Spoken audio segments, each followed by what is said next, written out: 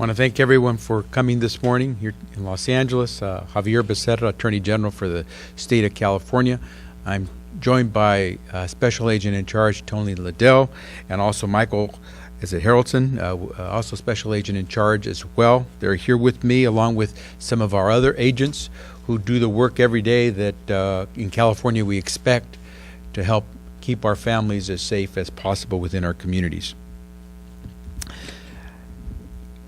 Some people think that medieval walls might keep us safe in this country, and I would simply tell you that medieval walls might keep you safe from knights on horses, but here in California in the year 2018, we know what actually keeps us safe. In California, it's the men and women who are trained in law enforcement, who patrol our streets, who do the work every day, who keep us safe. It's the strong relationship between law enforcement and the communities we serve.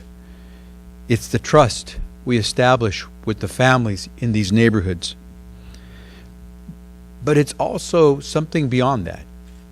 It's good jobs, good schools, access to good health care for our young families. It's a safe and clean neighborhood and an environment with clean water and clean air. This is what we're fighting for at the California Department of Justice: safety and opportunity for all of California's families. That's not a campaign slogan. That's our job.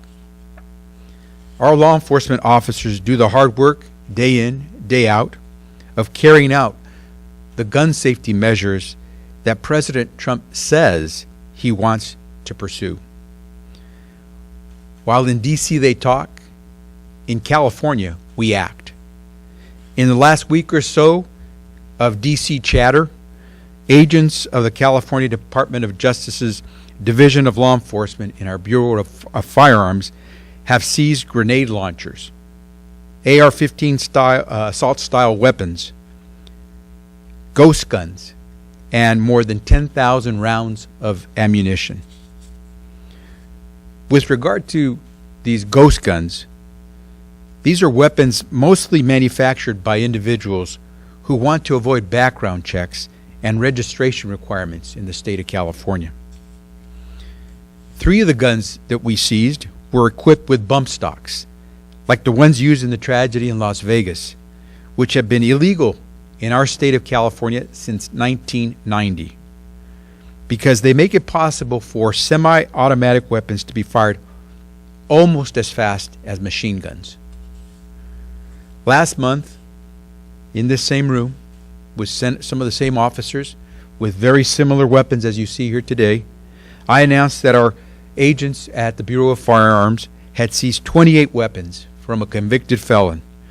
Among his arsenal, 13 assault-style weapons, 11 ghost guns, 2 machine guns, and 65,000 rounds of ammunition. Since 2013, the California Department of Justice has removed 18,000 firearms from persons prohibited under California law from possessing them.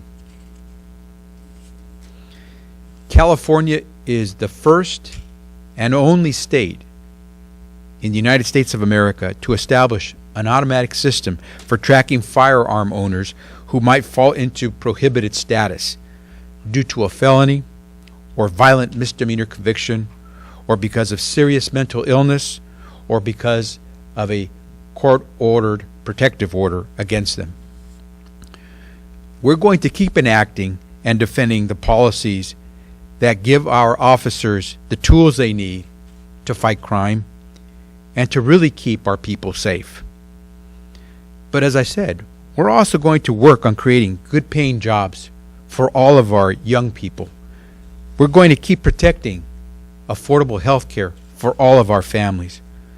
We're going to keep building good schools and protecting our students from predatory for-profit colleges. We're going to keep respecting immigrant families like my own who work hard to build a better California.